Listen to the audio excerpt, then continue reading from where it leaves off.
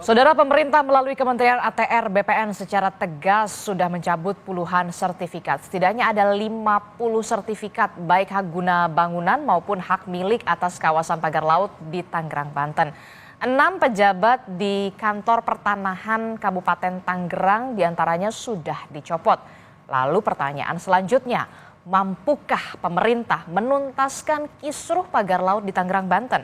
Pagi ini kita akan membahasnya dengan sejumlah narasumber, diantaranya ada Deputi Eksternal Eksekutif Nasional Walhi, sudah ada Pak Mukri Friyatna, kemudian ada melalui sambungan daring nanti akan bergabung, kemudian ada Ahmad Doli Kurnia Tanjung yang merupakan anggota Komisi 2 DPR RI. Saya ke Pak Mukri dulu. Selamat pagi Pak Mukri. Pagi. Pak Mukri, ini kan tadi kita sudah melihat ya kemarin Menteri ATR BPN Pak Nusron Wahid ini sudah menghadiri rapat bekerja sama dengan Komisi 2 DPR yang pada intinya sudah mengungkapkan bahwa ada 50 sertifikat yang sudah dibatalkan, kemudian ada 6 pejabat yang sudah diberikan sanksi di kantor pertanahan Kabupaten Tangerang, Banten ini. Menurut Anda sudah cukupkah ini? Ya, karena kalau buat pandangan kami, karena sifat kejahatannya dia terstruktur masif dan sistematis, maka tidak cukup. Termasuk pengenaan sanksi ya. Karena dia kategorinya kejahatan bisa disebut luar biasa kalau bagi kami. Maka nggak cukup cuman dianggap dikenakan sanksi berat. Kenapa? Karena ada tindakan hukum yang bisa ditempuh. Salah satunya misalnya memastikan mereka dicopot dari jabatannya. Kalaupun memang Kementerian ATR ini melepaskan untuk sementara tanggung jawab terkait dengan tindak pidana, ada bidang lain. Tapi kami berharap begitu, ya dipotret gitu, biar ada efek jerahnya, ditunjukin ini loh penjahat-penjahatnya. Jadi bukan cuma umuman nama, nggak apa-apa kalau misalnya jangan. Bahkan itu hanya inisial loh yang disebutkan. Lah itu dia, kalau sudah dia kejahatan ngapain inisial gitu kan? Sebutin aja, apa masalahnya gitu kan? Dan itu harus dicopot jabatannya, diberhentikan dari status kepegawaian. Tadi juga bukan hanya dicopot dari jabatannya, tapi memang harus diberhentikan, ya. Bahkan tadi saya sudah mendengarkan itu Pak Deddy Sitorus begitu ya, anggota Komisi 2 DPR RI yang mengatakan bahwa tidak ada efek jerah lah kalau cuma hanya sanksinya begitu saja. Ini bukan masalah soal malpraktik, tapi harus dibawa ke ranah hukum. Anda Betul, setuju? sangat setuju sekali, dan itu tindakan yang benar. Karena ini bukan persoalan yang kecil ya, persoalan yang besar. Yang kedua, di depan mata di Banten ini nggak cuma itu doang. Manjang dia bakal ke Serang. Belum lagi reklamasi yang sudah disiapkan di di Merak tuh oleh Lotte. Jadi banyak sekali, termasuk yang namanya 7 pintu angin membuat ngereklamasi pantai Teluk Jakarta juga. Jadi kalau ini nggak dilakukan tindakan yang serius, maka ke depan hal-hal serupa akan bermunculan. Bukan cuma bermunculan, sekarang sudah naik. Tapi kalau tindakan hukumnya tidak ada, tindakan vonisnya terhadap pelaku-pelaku kejahatan itu dianggap biasa saja, saya yakin ini bangsa ini nggak akan pernah maju. Karena ngurusin satu bidang aja nggak jadi terlampau merumit gitu ya. Apalagi terhadap yang besar lingkup wilayah Indonesia. Jadi menurut Anda perlu ada investigasi lebih lanjut, tidak hanya berhenti di 6 ataupun 8 nama yang sudah disebutkan oleh Pak Nusron Wahid, tapi juga di atasnya lagi, bukan hanya di kantor pertanahan, tapi mungkin di Kanwil atau mungkin sampai kepala desa. Karena saya baru membaca ini ya, kepala desa Kohot ini di salah satu media portal online bahkan menghindari wartawan, kemudian inilah yang dipertanyakan karena salah satu kepala desa Kohot ini bahkan tegas sekali mengatakan, ngotot sekali mengatakan ini dulunya empang. Ya, jadi yang namanya gerombolan jahat itu kan nggak mungkin juga hanya sebiji orang-orang yang ada di BPN atau kantor pertanahan Kabupaten Tangerang. Itu pasti ke bawahnya. Anda ingin menyebutkan bahwa ini kolektif kolegial? Ya ini gerombolan. Nggak mungkin cuma Tangerang, ujur-ujur sendiri gitu ya. Pasti ada yang lainnya. Contoh desa, ini kan sudah jelas pengakuan dari warga. Kok nama saya dimasukin saya sebagai punya HGB kapan-kapan. Saya masih hidup dibilang mati atau sebaliknya. Jadi kejahatan ini nggak mungkin tunggal dilakukan hanya oleh orang BPN di Kabupaten Tangerang sendiri, bisa jadi ke atasnya dan tingkat desa. Belum yang lagi PPATK misalnya seperti itu ya, yang punya kewenangan untuk menerbitkan surat AJB segala macam. Ini banyak sekali. nggak boleh selesai sampai di sini.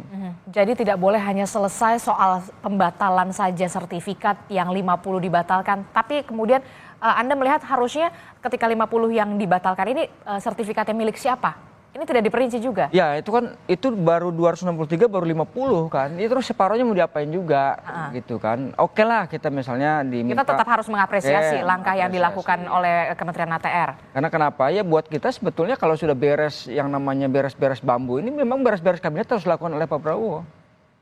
Karena penyakitnya juga di dalam-dalam ini. Ya contoh mau bongkar pagar aja ukurannya kok rumit amat, ini baru pagarnya ya.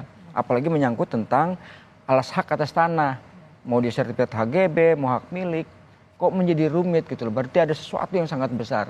Kalau tidak ada apa menurut Anda? Ya ada kejahatan buat ngerongrong negara, buat ngerongrong bangsa. Jadi nggak ada jalan lain, obatnya memang presiden harus pimpin langsung. Ya kita apresiasi kalau ternyata DPR berinisiatif bikin pansus, ya buruan juga. Karena barangnya akan lewat. Terlampau jenuh juga orang, karena yang ditunggu itu apa cerita kisah akhirnya ini. Dari kejahatan ini. Kalau ini nggak pernah tuntas, kami aku yakin nggak akan juga Republik ini akan maju selesai dari persoalan. Karena menundukkan satu penjahat aja misalnya nggak mampu, apalagi terhadap penjahat yang gerombolan ini. Jadi Anda melihat bahwa apa yang kemudian sudah dilakukan oleh Kementerian ATR BPN, oke lah kita apresiasi, tapi belum tuntas sampai ke akarnya. Ya sangat jauh, masih jauh. Masih jauh belum tuntas ke akar-akarnya karena banyak ya. Kami sih bertahapnya kan tadi, oke, bambu selesai. Masuk ke tahap keduanya adalah memastikan orang-orang yang terlibat dalam urusan bambu. Nah urusan bambunya kan belum selesai nih. Tidak hanya soal internal kantor pertanahan saja, tapi pihak-pihak yang kemudian punya sertifikat ini juga bagaimana sanksinya? Betul, termasuk gini, yang tahap 3 itu adalah bagaimana kok yang namanya hutan lindung itu juga diarsir untuk dikapling-kapling. Dalam hal ini kan hutan lindung kawasan mangrove. Yang dari total kalau misalnya kita lihat PSN-nya 1775 hektar itu kan 1.500-nya merupakan kawasan hutan. Nah jadi ada sangkut paut walaupun dibilang terpisah gitu ya. Iya prinsipnya terpisah, tapi kita pengen dudukkan bahwa judul utama garis besar reklamasi itu adalah dia akan mengambil alih satu yang namanya kawasan hutan. Belum sekarang sudah terbukti dan nyata bagaimana tanah-tanah warga dirampas. Orang yang masih hidup dibilang sudah mati atau udah mati dihidupin lagi dan seterusnya. Jadi ini kejahatan yang betul-betul sistematik dan struktur. Jadi bahaya kalau cukup hanya berhenti di 6 orang ini saja.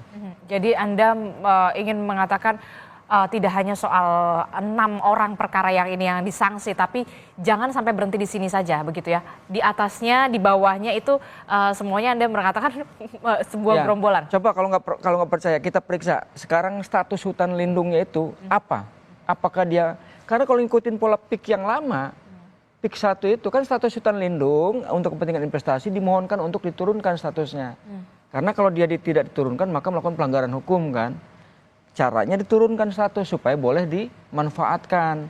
Mulai yang paling terkecil misalnya hutan produksi. Karena produksi kan boleh dikelola, boleh ditebang tuh. Nah ini kita belum tahu. Baru sampai di ATR, belum masuk ke kehutanan. Apakah iya status hutan lindungnya masih tetap atau justru udah berubah? Paling tidak sudah dimohonkan. Kami berharap juga ya jangan ketularan lah menteri-menteri baru seperti kehutanan gitu ya. Jangan sampai ini juga men-trigger banyak kesalahan yang lain. Seperti itu, Mbak. Jadi Anda melihat ini harus memang lintas kementerian ya? Betul. Tidak hanya soal Kementerian ATR BPN saja yang kemudian harus menyelesaikan ini semua? Ya karena itu juga kami berharap Presiden itu mohon dibentuk Satgas lah, satuan tugas. Harus dibentuk Satgas? Satgas kenapa? Ya tidak mungkin lah orang akan mengadili diri sendiri. Ini udah terbukti nih. Ya contoh Pak Nusron, udah benar kerjanya, tapi belum ekspektasi publik itu belum terjawab. Masa iya sih penjahat besar perongrong negara kategorinya cuman dicopot jabatannya doang, kan begitu, apa nggak ada yang lebih setimpal? Yang kedua publik juga menunggu bagaimana tindakan hukumnya, ini juga belum muncul gitu loh. Jadi nggak cukup kalau cuman berhenti sampai di sini. Karena itu berulang-ulang kami berharap Presiden segera bentuk Satgas, jangan mau ditipu pemerintah bangsa ini karena terlalu banyak penjahat. Nah DPR juga begitu, segeralah. Kalau misalnya Komisi 4 membentuk pansus ya dipercepat. Nggak bisa harus lintas sektor dia. Harus Semua. lintas sektor. Dan syukur-syukur yang dilibatkan itu adalah orang-orang yang independen seperti awak media gitu kan, yang punya integritas dan moral buat kebangsaan ini. Karena ya gimana ya, kita nggak curiga atau bahkan mungkin pesimis, ya kelakuannya begini, ngurus pagar aja ripuh gitu kan, terlampau rumit. Ini mau mensanksi aparat aja cuma dicopot dari jabatan doang. Dan menurut Anda ini sama sekali tidak setara. Aduh, ya kejauhan lah ini mah. Kejauhan, alangkah sering dicontoh nenek Asia nih, ya Allah Karim gitu ya. Mungut kayu bakar, diponis secepat amat gitu ya. Kok ini rumit banget. Sangat rumit. Berarti memang indikasi kekuatan besar itu di depan mata. Ada pertanyaan, ada apa di balik ini semua? Coba nih, dulu kita cecer nih, kebanyakan diam, kami nggak tahu. Begitu kebuka, ya betul ngaku baru, tapi kan begini-begini. Terus, percis kayak orang main catur. Setiap ketemu jalannya dia akan buka celah baru. Coba nih, pihak-pihak terlibat. Biasanya cuma ngirim 2 orang tuh, saya juga nggak tahu yang satunya. Kalau misalnya si perusahaan apa itu, PIK itu, kalau nggak Pak Aidit itu, ada satunya siapa namanya, Ropi itu. Itu dihadapkan dengan seluruh orang pintar di Republik ini, itu aja 2. Sepertinya kita ini dianggap lemah. Udah cukuplah kalian maju aja berdua ngadepin orang-orang itu. Masa ya kita negara kalah sama urusan begini? Anda melihat perlu ada masuk kepolisian di situ, Kejaksaan Agung, bahkan mungkin KPK untuk menelusuri ini? Sangat, kalau KPK kita sangat nantikan. Kenapa? Karena ada unsur suap menyuap, praktek ilegal ini, kan itu bagian dari tindak korupsi. Jadi ada korupsi kewenangan, korupsi jabatan. Penyalahgunaan kewenangan. Penyalahgunaan wewenang. Jadi ini udah masuk ranah korupsi. Kami berharap Jaksa Agung bahkan KPK jangan jangan berlama-lama. Karena nggak bakal puas publik ini. Coba aja nanti.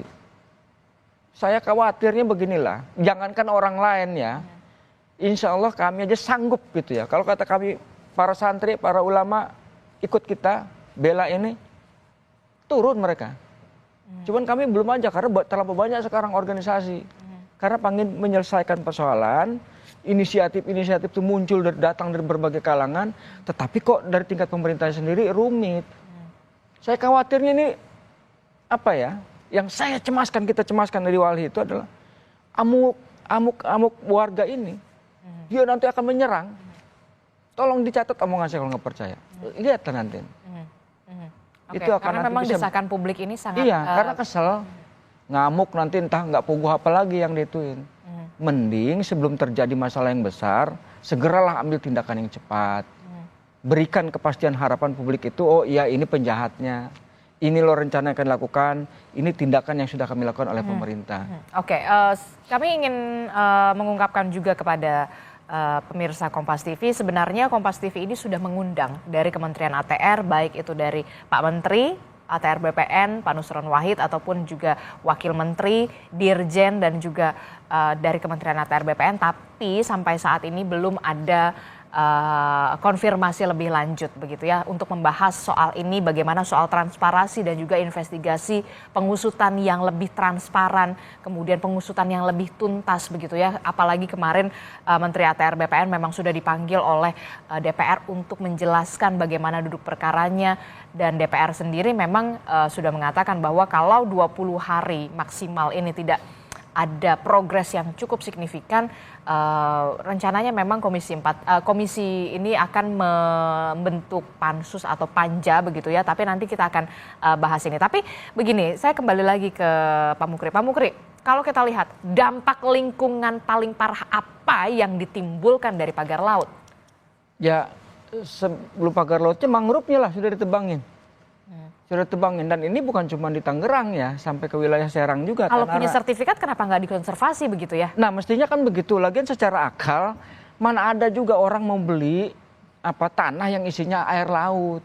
Oh, katanya empang dulunya.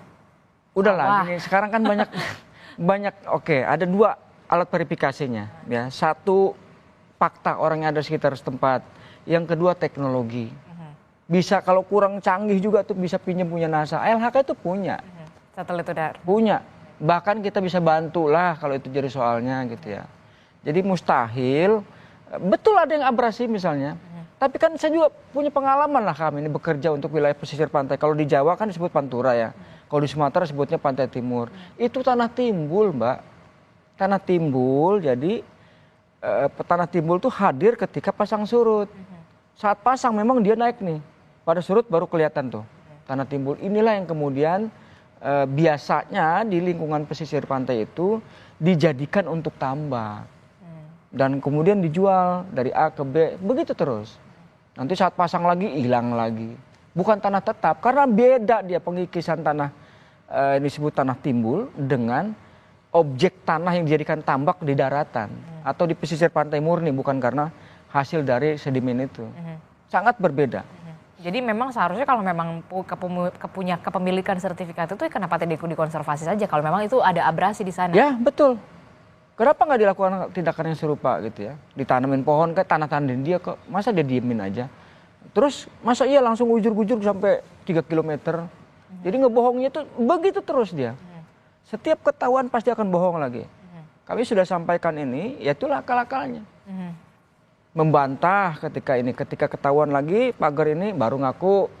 Bagaimana HGB-nya? Awalnya kencang tidak ada hubungan, bantah ngaku, begitu terus. Jadi ini Anda bisa mengatakan ini adalah modus yang berulang kali terus dilakukan? Ya, kejahatan yang terstruktur, masif dan sistematis. Kenapa? Coba lihat tuh gerombolan kepala desanya yang tergabung dalam apa itu jauh-jauh hari sudah menyatakan membela, gitu-gitu ya. Nah sekarang misalnya Pak Kohod ini, Jaro Kades Kohod udah hilang. Sebetulnya kalau dia gini ya, secara logika itu kalau orang yang nggak punya salah ya ngapain juga takut, ngomongnya juga lempeng lah, enak-enak aja. Nggak perlu menghindar menurut Anda? Nggak perlu juga ngapain. Terus dari mana dia gaji? Harusnya diklarifikasi, biar jelas dan juga transparan. Betul, punya mobil banyak, mewah-mewah gitu. Dari mana penghasilannya? Saya tahu kelas misalnya petambak itu karena kita membela yang namanya Dipasena, ribuan hektar itu. Tahu kapan panen, kapan susah, kapan mereka punya uang. Apalagi cuman kelas di sini, nggak ada yang sehebat di Lampung pertambakannya, cara budidayanya, cara mereka cara menjaga pantai dari abrasi. Nah mustahil kalau nelayan murni seperti yang disebut-sebut selama ini itu karena abrasi nggak punya tindakan, pasti itu yakin bohong 100%. Anda melihat ada dugaan penyalahgunaan kewenangan jabatan, termasuk juga soal dugaan kesewenangan korporasi di sana? Ya, korporasi punya melakukan tindakan kesewenang-wenangan iya, pemerintah mulai dari Kades melakukan penyalahgunaan wewenang juga ya, sampai termasuk korupsi sebetulnya. Makanya harus hadir nih aparat penegak hukum. APH harus hadir di sana? Harus hadir. Dari mana gaji kepala desa itu cuma 4 juta doang? Kok bisa kaya raya? Kalau punya tambak mana, tunjukin mana tambaknya. Kan saya bilang, kita tahu ukuran tambak di kita Pantura ini biasanya bandang kebanyakan. Nah udang itu sewaktu-waktu, ya udang Paname, apalagi udang windu. Ngerti lah kita termasuk virusnya segala macam gitu ya. Jadi jangan bohong-bohongin kita dianggap nggak paham. Terakhir, Pak Mukri, menurut Anda oke lah kita apresiasi betul apa yang sudah dilakukan oleh Kementerian ATR, BPN di bawah kepemimpinan Pak Nusron Wahid. Tingkat keseriusannya sudah memberikan sanksi kepada 6 pejabat di kantor pertanahan Kabupaten Tangerang. Walaupun memang banyak sekali yang kemudian mengatakan tidak ada efek jera. Lalu bagaimana dengan eksternal korporasi-korporasi yang kemudian punya kepemilikan sertifikat itu, bagaimana sanksinya? Kemudian termasuk juga soal pembatalan sertifikatnya, siapa saja yang dibatalkan tidak pernah dibuka secara gamblang di depan publik. Langkah apa yang harus segera dilakukan oleh pemerintah untuk segera menyelesaikan polemik pagar laut ini secara tuntas dan juga transparan? Ya, harapannya sebetulnya ada 2 ya, dan kami berharapnya itu kepada 3 orang. 3 orang, siapa 3 itu? 3 orang. Yang pertama adalah Presiden Prabowo Subianto. Yang kedua Ketua DPR Ibu Puan, yang ketiga Ketua Komisi 4 yang namanya Ibu Titi. Kenapa? Kalau Presiden mungkin tidak sampai jangkauannya karena terlalu banyak sibuk, kami berharap kepada 2 Sri Kandi ini. Kenapa alasannya kita berharap kepada 2 Sri Kandi ini? Karena ini orang ibu-ibu itu rasanya beda. Melihat orang dianiaya, ditipu itu tahu dia gerak-geriknya. Oh ini orang ini nipu. Di luar kemampuan intelijen yang dimiliki oleh para penegak hukum, 2 orang sosok ini kami berharap bisa melakukan tindakan memimpin bangsa ini keluar dari tipu-tipu yang selama dilakukan oleh para pebisnis gitu ya. Dan juga mewakili aspirasi warga. Karena tidak cukup berhenti sampai di sini. Kami berharap dua Sri Kandi ini mampu memimpin untuk menuntaskan persoalan yang terjadi di Kabupaten Tangerang. Karena insya Allah jika ini selesai, kasus-kasus serupa di tempat lain ada Republik ini juga akan mengikuti dengan sendirinya. Demikian sebaliknya, kalau urusan yang satu di depan mata Tangerang tidak bisa teratasi, apalagi di tempat yang lain sudah bermunculan seperti di Sumedang, di Subang, di Lampung, di Merak, di apalagi itu di Pulau Sanghyang, belum nanti yang reklamasi sebentar lagi di daerah Kepulauan Seribu, banyak sekali. Makanya kami berharap hanya kepada 3 orang ini, wabil khusus 2 Sri Kandi ini, pimpin tolong Republik ini untuk menghajar penjahat-penjahat ini. Termasuk juga kementerian, tidak hanya Kementerian ATR, tapi juga lintas dari kementerian ini juga harus berkolaborasi untuk bisa kemudian benar-benar mengusut tuntas soal pagar laut ini. Ya, gitu dan betul, dan kami juga minta sebetulnya tolonglah kalau sudah beres urusan pagar ini bersih-bersih juga dong. Bersih-bersih kabinet, mana yang patuh tarik, yang tukang tipu, tukang bohong nggak patuh, singkirkan. Masih banyak orang yang benar kalau bangsa ini mau selamat. Seberapa besar Anda melihat peluang pemerintah pusat ini bisa serius untuk membentuk pansus, panja, satgas yang Anda katakan untuk bisa serius mengusut tuntas kasus ini? Iya, kalau misalnya dari sekian banyak DPR ya. Komisi 3 DPR bisa kan mitranya APH, aparat penegak hukum, begitu ya, bisa bergerak seharusnya menurut Anda? Iya, jadi saling panggil aja. Maka kenapa tadi Ibu Puan gitu ya, karena di DPR tuh masa sih nggak bisa mendudukan kolektivitas antar komisi-komisi ini. Yuk kita bangun bangsa ini, caranya bikin apa? Kalau Komisi 4 bikin pansus, terus DPR ini bikin apa? Mungkin dia bisa memulai inisiatif gitu ya. Inisiatif untuk membentuk yang namanya Satgas tadi, melibatkan semua unsur. Kalau Presiden kan sudah merintahkan institusi APH-nya turun, periksa. Tapi kan kita belum lihat nih tindakannya. Belum lihat, berarti ada masalah memang. Jadi harus ada keberanian sekarang ini untuk mengambil inisiatif, memutuskan pakai target juga. Jangan kemudian bekerja-bekerja tapi nggak pakai target. Mau berapa lama ini dituntaskan persoalan seperti itu. Oke, baik. Nanti kita akan nantikan bagaimana next-nya terkait dengan polemik pagar laut ini setelah Kementerian ATR BPN memang sudah mengungkap ada 50 sertifikat dari 280 sertifikat soal pagar laut ini yang memang sudah dibatalkan. Kementerian ATR BPN juga sudah menyatakan bahwa ada potensi penambahan juga untuk pembatalan. Tapi juga kita nantikan lagi kelanjutannya soal tidak hanya soal sanksi, tapi kemudian apakah ini nantinya akan bergulir ke ranah hukum, nanti kita akan lihat lagi. Terima kasih. Mbak, ini satu sebetulnya sebelum kita akhiri ya, saya minta sebetulnya 2 perusahaan ini loh, dipanggil dulu, dibedah dulu. Ya mereka yang punya Pak, HGB nih, sertifikat HGB. Gitu, jangan dibiarin aja. Jangan cuma berhenti sampai di sini, dipanggil untuk ditanya, apa modus Anda, motif Anda. DPR kan bisa melakukan hal yang serupa sebagaimana terjadi di sebelum-sebelumnya. Supaya orang tahu ini loh sosoknya namanya pemilik PT CIS gitu ya. Jangan dibiarin aja, nyumput terus nih barang ini. Tapi pertanyaan selanjutnya, apakah punya keberanian untuk memanggil 2 korporasi itu? Ya itu kan baru anak bawangnya, masa nggak punya keberanian gitu. Kalau itu misalnya bintang 3, kita kan di atas bintang 4. Kalau kurang mampu juga lapor kepada Jenderal Sudirman bintang 5. Oke, baik, nanti kita akan nantikan seperti apa kasus ini bergulir. Terima kasih Deputi Eksternal Eksekutif Nasional Walhi, Pak Mukri Friyatna telah bergabung bersama kami di studio Orange Kompas TV.